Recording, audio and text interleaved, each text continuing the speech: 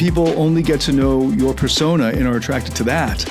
Your persona is not you. It's just a part of you. Welcome to the Masculine Psychology Podcast, where we answer key questions in dating, relationships, success, and fulfillment, and explore the psychology of masculinity. Now, here's your host, world-renowned therapist and life coach, David Tian. Welcome to the Masculine Psychology Podcast. I'm David Tian, your host. In this episode, we continue our sequence on neediness by getting into how to overcome your neediness, how men can overcome their neediness with women. In the last episode, we took a little detour into the psychology of Thor, Love, and Thunder. And the two episodes before that, we were looking at neediness and how neediness is the one thing, the one factor, the one metric that you need to track, and the only one that you need to track if you're looking to become more attractive to women, and more importantly, if you want to find lasting happiness, love, and fulfillment in life. I say more importantly because it's obviously more important, but most guys, instead of aiming for the thing that they're hoping having more women be attracted to them will get them, which is self-esteem, a feeling of significance or worthiness, not just the sexual pleasure. Because let's be honest, if you're over 25, there are ways of getting sexual pleasure just on its own, no strings attached, without all the yuckiness or ickiness or the attachments of feelings to a woman that you were really just going to for sexual gratification and for her physical attractiveness. I don't make this podcast or any of my courses just to help guys get free sex. So if you're listening to this right now, you're probably hoping to get into a relationship or at least to find meaningful emotional connections with women. And as a result, what you're hoping to find or create as a result of that is a feeling or this emotion in you of connection, of significance, worthiness, love, of happiness, fulfillment, and joy. And when it comes to your relationship with women or with a woman, add on top of that passion and pleasure and adventure and romance and sexual desire too. And all of that pleasure on top of the happiness and fulfillment and joy and connection and love. And for those guys who are insecure, of course, the guys who are needy, on top of that, certainty and security, the lack of which has caused the red pill movement or move towards red pill. The fear that she will cheat on you or that she can't be trusted. And hence, a big part of what these guys are also looking for and hoping for, but have given up on, is being able to feel that emotional satisfaction of certainty, of security in a relationship. But they don't have that. And instead, they have fear and insecurity. And as a result of acting on their fear, they end up making poor decisions. And they guarantee their lasting unhappiness and a life lived with a background anxiety, always trying to out-achieve their nagging insecurities, that nagging anxiety that they're not good enough just in who they are.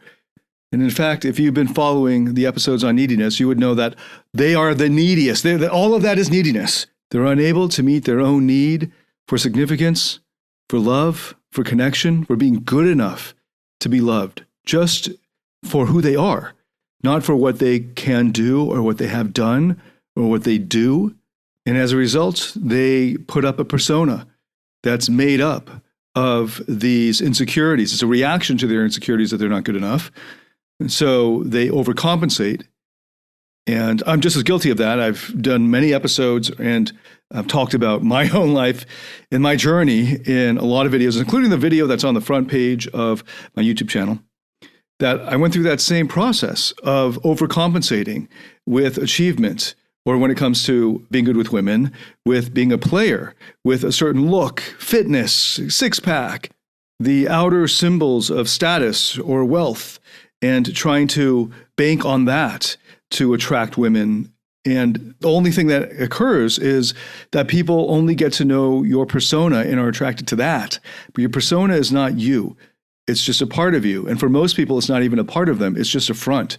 It's just a facade that they weakly put out there. And anyone who's been around the block, and anyone who's lived through life, who has wisdom, And for many attractive women, since they were young, they've seen through men. Because since they grew boobs, men, maybe some creepy uncle, starting when she was 14, but definitely when she started to blossom as a woman, she had to deal with the advances of men, the looks of men, the insincere, inauthentic, ungenuine attempts of men to be interested in her as a person and her personality. So she's been forced to just survive and deal with this, to be able to see through all of that. And if you are a good person inside, it might just be that the women think that your coping strategy of putting out this player persona is kind of cute and endearing in a way because it shows that you're insecure and you don't even know that. I know that that was the case for me. In many cases, they saw right through me and I thought they were reacting to my player persona and skills and all that. And I find out only later is they saw right through all of that. But luckily, they saw into that I had a good heart and I was well-meaning, and it was a little endearing because of how I was overcompensating in this way because of my own insecurity. And for many men who put out that player persona, it turns out that if there's a good woman who's actually into you, it's very likely she's into you despite that persona. And then if there are women who are into you because of the persona, that's even sadder. It's much sadder because they're actually not into you for you, but for this front that you put up, because it's all a facade and you could lose it all. And when you lose it all, you lose, maybe you get into an accident and now you lost your six-pack, or you've lost your money, or whatever it is that the average dude thinks is just obviously why women would be with him.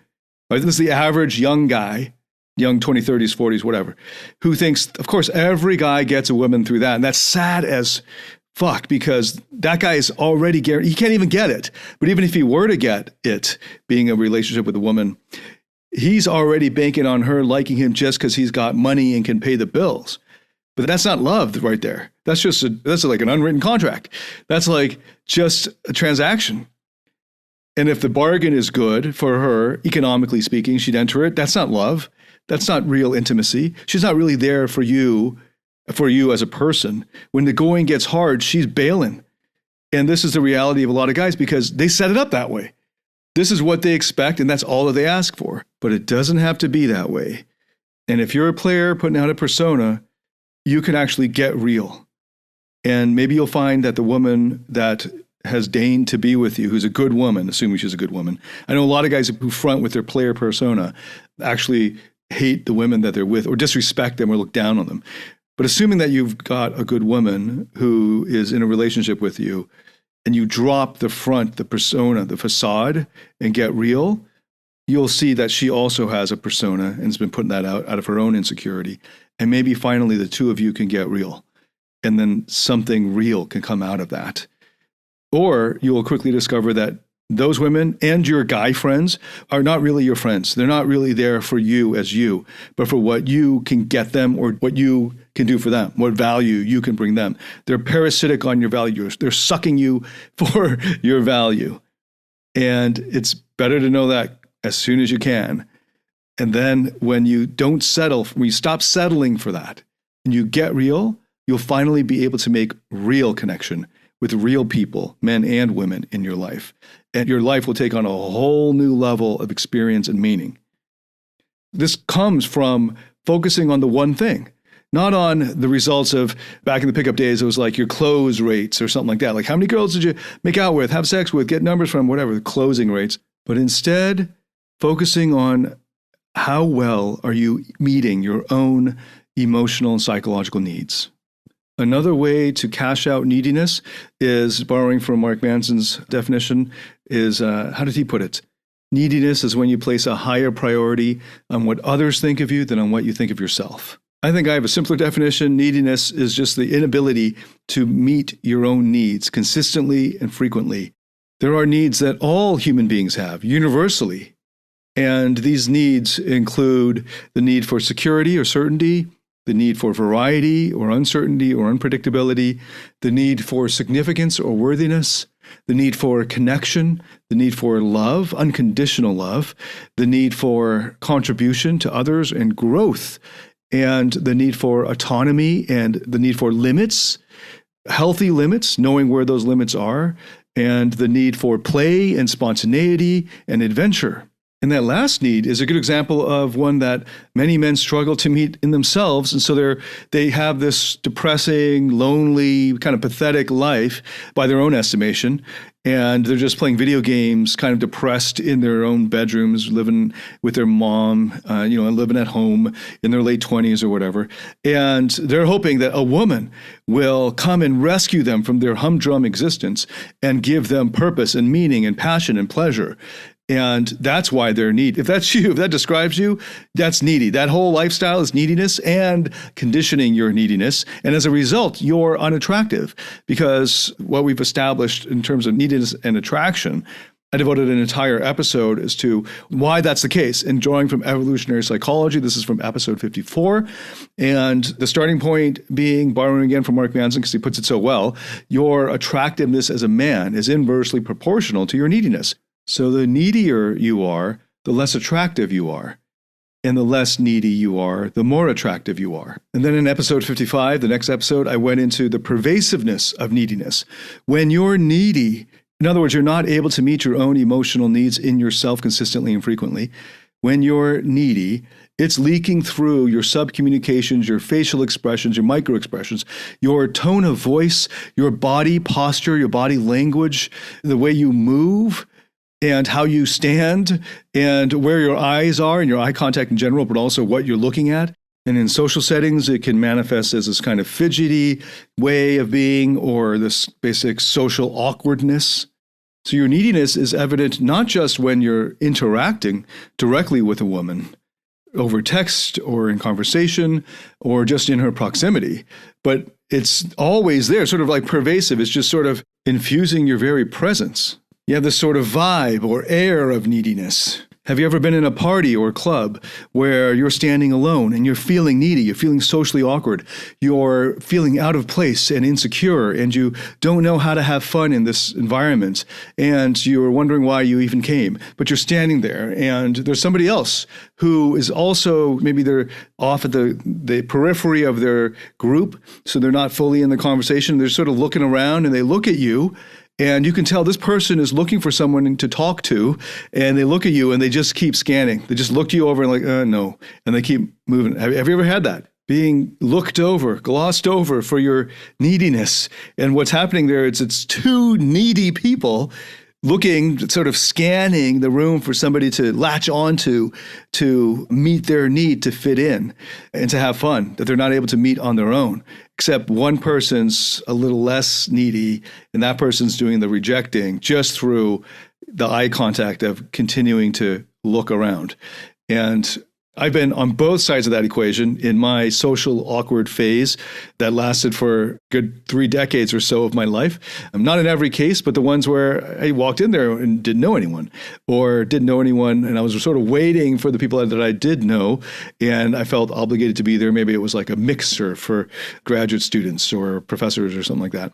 And I've also been on the other end where I'm looking and I'm seeing somebody who's kind of needy, creepy, could clearly want to talk to me, but I don't want to get stuck in a conversation that I can't get out of. So I move on. But of course, the very fact that I'm even scanning while I'm with people already is already indicative of a kind of inability to meet my own needs for fun or enjoyment. And if you've been following any of my dating skills courses like Invincible, you'd know that when you're out in social settings, if one of the things that you'd like to do is to meet a woman, so you want to be sexually attractive, then there are only 3 things that should be dominant in your mind, that should take up more than 90% of your thoughts and your mental processes. And the number 1 thing is to have fun. Just 2 words, have fun, or however you want to cash that out, which is could be just be enjoy yourself, right? Just have fun, enjoy yourself. And you can't do anything else until you're doing that. And right off the bat, so many guys who are pickup artists, red pill guys, or whatever, they have an agenda when they show up.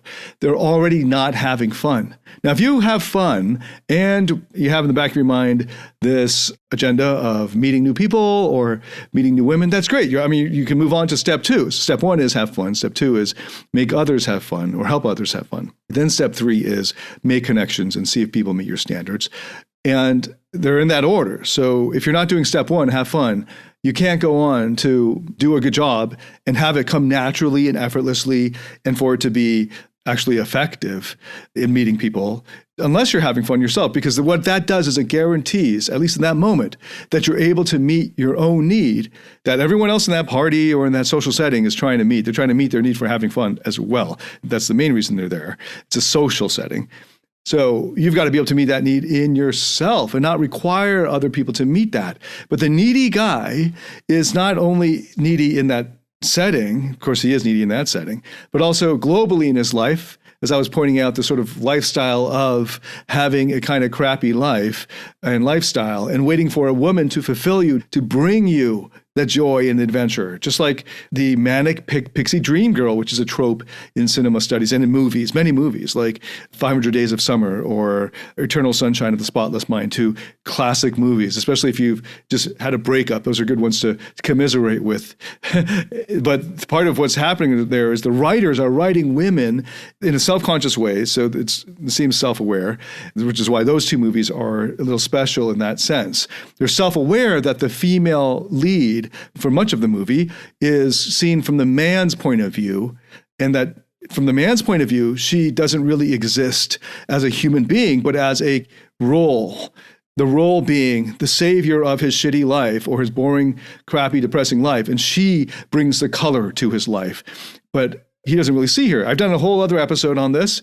It was one of the Man Up episodes on the Manic Fairy Dream Girl. You can Google it, David Tian, Manic Fairy Dream Girl. I'm sure you'll find it. And it's a variation of the nice guy fixer who's trying to fix a woman who has flaws. But the reason he latched onto her is because she brings the color. She meets his needs that he's not able to meet for himself, of adventure and pleasure and happiness and spontaneity and happy-go-luckiness and easygoingness and fun. He's not able to do that himself for a variety of reasons from childhood. And as a result, he's unconsciously looking for a woman to do that for him. Unfortunately, that's a huge turnoff for her eventually because, or maybe right away for the more self-aware women, because he's needy and that therefore is a turnoff to her automatically. But it's also that he's parasitic on her and he's not seeing her, he's dehumanizing. He's not seeing her. I mean, this is a different kind of objectification, using her as an object to meet his needs and not being with her as an end in itself, but as a means to meet his needs. Now, as soon as I say that, if you're using women as a means to meet your own need, you're already objectifying them, and the self-aware women will be turned off by this, unless she's just as lost and needy as you are, and you're equally emotionally needy, so you latch onto each other, and then you have a relationship. This is how needy men get into relationships. They get into relationships with needy women who are complementarily needy, but in different ways. It's like the fixer, nice guy, achiever, and the manic fairy dream girl. They're sort of opposites on the outside, but on the inside, they're both empty and trying to get their needs met from the other. And as a result, this relationship is sabotaged right from the beginning, but they don't notice it because now they're in a relationship because they have matching neuroses. They're able to meet each other's needs and have this false chemistry. A good example of these matching neuroses type of relationships that will fall apart in the end, often in spectacularly fiery ways, is pretty much every relationship that any accomplished pickup artist has ever gotten into after learning pickup. It just blows up in a really dramatic way. That's because they're just using each other, often unconsciously, to get their own needs met. That's not a relationship of unconditional love. And I know for most guys, it boggles their mind that they don't even know that is possible to have a relationship that you go to, not to get your needs met, but because you have all of your own needs, you're able to meet all of your own needs. And as a result, you're able to see clearly. And because you're able to meet your own needs, you're not going to her with your umbilical cord out, so to speak, and asking her to meet your needs, to give you those emotional nutrients. But instead, you have an abundance of love and connection in your life and significance, and you freely give it to her, and she freely adds to your already abundant store of emotional needs, and now you're able to be secondary providers of these emotional needs for the other. But you're not the primary provider, because the primary provider is you yourself for your own needs, and that is the basis, it's the requirement for a successful, long-term, intimate relationship of passion and love.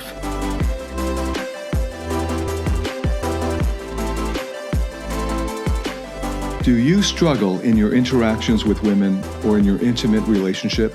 Are fear, shame, or neediness sabotaging your relationships or attractiveness? In my Platinum Partnership Program, you'll discover how to transform your psychological issues, improve your success with women, and uncover your true self. Get access to all my current and future online courses by applying for the Platinum Partnership today at davidtianphd.com/platinum. Now, that was the first set of bullet points I had for this episode. And the main point of this episode was to give you the 7 steps to meet your own needs, the 7 steps of the therapeutic process, the core 7 steps. But I guess, I don't know if I'll keep all that I just covered in there. I think I probably will. Let me know if you like that or if you thought that was too long of a intro. But let me give you the 7 steps. And the 7 steps are experiential. That is, it's not enough to just know them intellectually. You actually have to experience them. And that's the case for almost everything that's important in life. You have to do it yourself. You'll have to apply it, follow through, implement it in order to see the results. And someone else can't do it for you. It's sort of like working out. No one can work out for, I suppose, I'm still waiting for this to become a reality. If you could just lie there and someone works you out and you get all the muscles and everything. Theoretically, this should be possible, but I haven't seen this in reality. And then that person will have to, whatever the system is, the computer or whatever, will have to keep doing that for the rest of your life. And that's quite onerous. Or you can learn how to enjoy the process. And then the process itself will be the enjoyment. And then you don't need to worry about just doing it for the result. And that's ideally how you approach the therapeutic process as well. Okay, so here are the 7 steps. The first step is to discover your protective parts. Discover your protective parts. Hopefully you have some basis or background in IFS, internal family systems therapy, that uses parts language. I've devoted so many episodes to IFS therapy, the parts, the true self, and all that. So hopefully I can bank on that and not have to review a half hour or more of the basic model. So this will hopefully be understandable to you. The first step is to discover your various protector or protective parts. The second step is to access enough self-energy. That's a term from IFS therapy, self-energy. It's the state of your higher self, and it's on a continuum. It's not like you're all in self or not in self at all. It's more of a continuum. So it's really about accessing enough of it to be able to feel towards any part that you're focusing on. You feel one or more of the 8 C's qualities. And again, this is for the geeks out there. This is not comprehensive list. It's not only these 8. And it's just an easy way to remember these different qualities. It's just an heuristic. Okay, so calmness, curiosity. Curiosity is often the first one to come online when you're accessing self-energy and you're focusing on a protective part. Do you notice curiosity without an agenda? Or are you frustrated, annoyed, angry at it, or ashamed of it, or want it to go away, or want to fix it? Those are all signs that you're identified with or blended with another protective part. But you'll know when you're accessing self-energy, when you feel this curiosity toward it, or calmness, or clarity, or compassion, or creativity, or connectedness, and especially when you feel confident and you feel courageous. One of the biggest signs that you're still blended to some degree with a protective part is when you feel the same fear as your target part. It's the part you're focused on. And a hallmark of the higher self is confidence and courage. So if you can access those, as many of those qualities as you can, well, the more of them that you can access and the more intensely you can access those qualities while being with a protective part, the more that you have fulfilled step 2, which is to access enough self-energy. But even if you just access curiosity and you feel curious without an agenda toward this part, you just want to learn more about it, not to fix it, but just to get to know it better, then you can proceed to step 3. So step 1, discover your protective parts. Step 2 is to access enough self-energy that you can be with the protective parts without an agenda. And then step 3 is to befriend and understand your protective parts one by one. So focusing on them one at a time. And then these 3 steps, discover, and actually the first 2 steps, discover and access, depending on where you're starting out on this journey, could take months. For some people, it could take years before you are safely able to move on to step 3. Because that second step of accessing enough self-energy, if you're unable to access enough self-energy, your therapist can stand in for your higher self for that session or in the short term and get to know your protective parts, and then get that trust of your protective parts, enough trust that they can step back to allow you to access enough of your own self-energy. But the first 2 steps are the crucial ones for most people when they start with the therapeutic process. The tendency or temptation is just to rush through it and think you're further along and then go to the unburdening steps before you've accessed enough self-energy. And that's often from a protector part or a manager part that wants to be fixed so that you can go pick up chicks. So just to reiterate, this therapeutic process is not a way to pick up chicks. So if somehow you found me, and if it wasn't clear enough in the early part of this episode, if somehow you found me because you wanted to pick up more chicks and that's your main thing, and you think that's my main thing too, it's best if you don't get frustrated by following my material for now and go and learn how to go pick up chicks somewhere else and then blow up your life, as it necessarily will if you follow that. And then come back to this. What I'm sharing here will make a lot more sense. All right, so I'm trying to help men become more attractive. That doesn't mean picking up chicks through cold approaches and stuff like that, but being naturally attractive enough that you can relatively effortlessly meet a great match for you, the right woman for you. Okay, so the first step is to discover your protective parts. The second step is to access enough self-energy to proceed without an agenda. The third step is to befriend and understand your protective parts, including their fears, how they got to be that way, what their coping strategies are, how they see their own roles in your life or in your system, how they see their job, what they're trying to do for you, what their positive and what their intention is. And you'll know that you understand them when you can see the positive intention. And that's step 3, befriend and understand your protective parts. Step 4 is trust, to build a trusting relationship with your protective part. So this is super important, and another one that guys generally just skip over. And these are all necessary steps, necessary. So this fourth step of building trust, this takes time. So in between sessions, many people just do weekly sessions with a therapist. Some even do every other week. I recommend that you only do every other week once you have done 10 weekly, 20 weekly sessions so that you have already learned how to build this consistency, because that's what trust is, right? Like, so a part of you has not met your higher self or doesn't trust your higher self enough to relax back and step back. So what you need to do there is when the first time this part meets your higher self, it's the first time they're meeting, and they need a relationship in order for that trust to happen. Trust is built over time. So in between sessions, you're supposed to do check-ins. You check in with this part, and throughout the day, if the part needs to get your attention and you ignore it, then you're actually building an untrusting, you're doing the opposite of building a trusting relationship. You're establishing a relationship where the part can't trust you. So you're going to have to make up for that. Plus, you're going to have to make up for 30 years or whatever of the lack of a relationship between your higher part and the self and this part, which is why the part's stuck in this, feels like it can't let go of its job because it doesn't trust you, that is your higher self. So that fourth step, super, super important. You cannot rush this. It takes time and consistency. And maybe it takes apologies as well. The part is angry that you weren't there when the bad shit went down and that you're only showing up now. And so there's that apology, plus any apologies that would ensue if you screwed up your commitment to checking in or to monitoring or paying attention or noticing or being aware of this part throughout your week or day. So that fourth step, building a trusting relationship with your various protective parts that you become aware of, super important. You cannot rush those first 4 steps. Discover, access, befriend, and trust. And then the 5th step is the one that a lot of guys rush to because there's a lot written about this step. And this is the most delicate step. Step 5 is to unburden. This is where you unburden any vulnerable exile parts. And then often first of all, you'll meet the vulnerable exile parts only when the protector parts that guard them, that are protecting them, allow you to do so. If you somehow do an end run around the protector parts, as some novice therapists might facilitate, hopefully by accident, you get backlash, and that makes things even worse. Richard Schwartz has written a lot about this in his books. So this is part of the what he discovered. And this is why it was so important to break it down into these necessary steps. So don't rush into step 5, but step 5 is also a necessary step in the therapeutic process.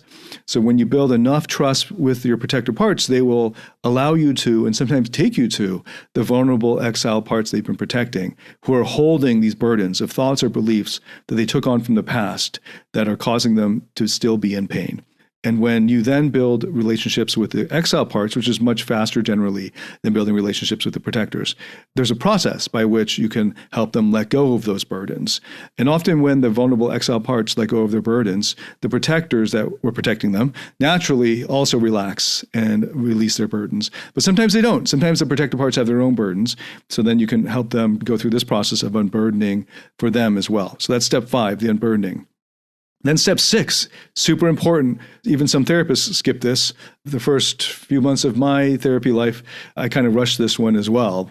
Luckily, many years ago, I learned not to. And that is step 6 is integrate. This is where you integrate any newly unburdened parts into the new roles in your system. Every time a part gets unburdened, there's going to be a big shift. And especially depending on how big the burden was, there's going to be a shift in your internal system. And that might mean sleepless nights for a little while. That might mean more crying. This is beautiful. This is a beautiful thing when you can be there for the parts that are sad and you can feel that with them. I'm not in a kind of hopeless or despairing way because you don't understand or can't make sense of the thing that's so sad, but sadness can now become a really beautiful feeling and a very pleasurable one. And I know for many guys, they can't even imagine that. So here in step 6, you're integrating the newly unburdened parts into your system in their new roles, in healthier roles that they enjoy. So that's integrate, and that's step 6. Step 7 is to train. I use that word instead of do it again or practice. Train is a good word because it implies that every time you do it, you get better at it, but also that you're supposed to keep coming back to it. So step 7 is to train, and what you're training is consistent access to more of your higher self.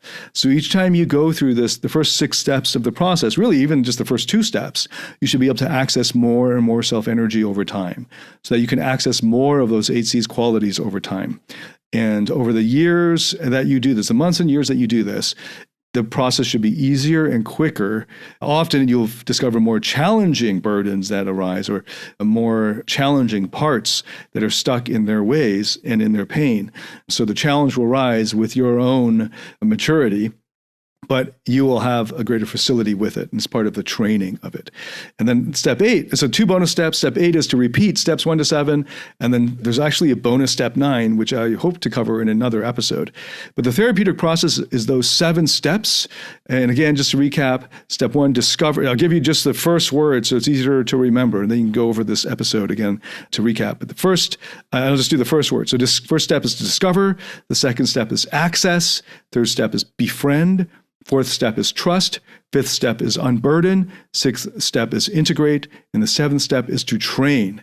Okay, so those are the 7 steps. Took a while to get to them, but hopefully you can see the bigger picture of how the therapeutic process works. And remember, this is an experiential process, so just knowing the steps intellectually obviously won't do it, but it's important to give you the roadmap so you know what's coming up and what to expect so that you can buy into it yourself and experience it yourself. And this brings us to the conclusion of our brief mini-series on neediness. Thanks so much for listening. If you have any feedback whatsoever, I'd love to hear from you. You can comment wherever you're seeing this. Also, please share this with anyone that you think would benefit from it. Thank you so much. I look forward to welcoming you to the next episode.